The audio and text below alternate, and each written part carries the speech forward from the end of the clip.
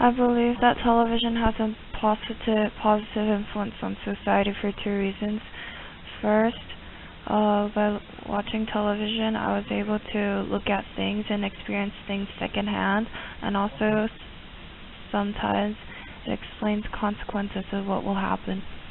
So I was able to learn new things. And second, I think television is a form of entertainment. When I feel bored or when I'm a bit depressed, I watch television to entertain myself and make myself feel better. So for these two reasons, I think television has a positive influence on society.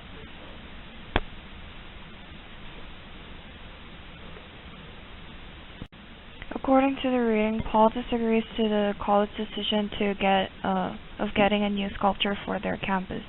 The woman disagrees to this for two reasons.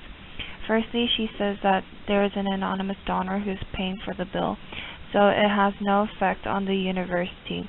And secondly, she says that Paul disagrees to a college decision because he and his friends are always playing in that area where the sculpture will be, which means that it will be inconvenient for him and he has to find a new place to play around. So for these two reasons, the woman disagrees to the letter Paul wrote.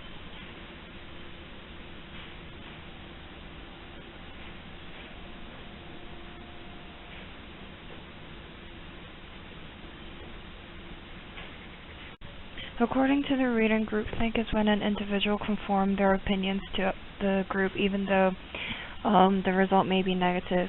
The professor gives an example of his own experience to discuss this concept.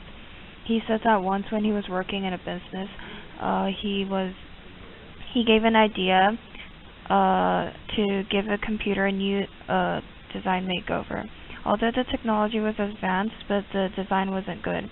Everyone supported his idea at first, but when some said that this is not a good idea to change, the others changed their opinions and went with the majority.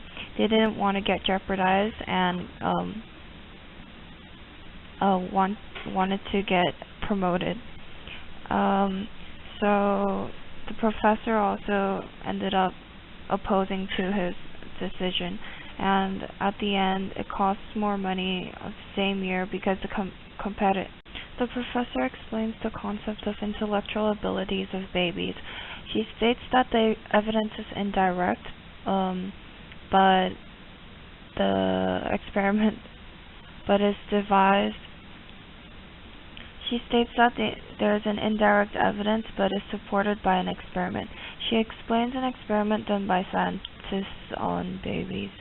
First, the doll was placed on the table and the baby looks at the doll. Then the scientist hides the doll behind the screen and takes another doll and obviously places it behind the screen. And the baby expects two dolls, but the scientist secretly removes one doll, so there is actually one doll. When the screen's removed, the baby looks at the doll and the baby is surprised that there is only one doll. This was observed by the eye movement of babies. They stared at the doll, which means that they were surprised. This example demonstrates intellectual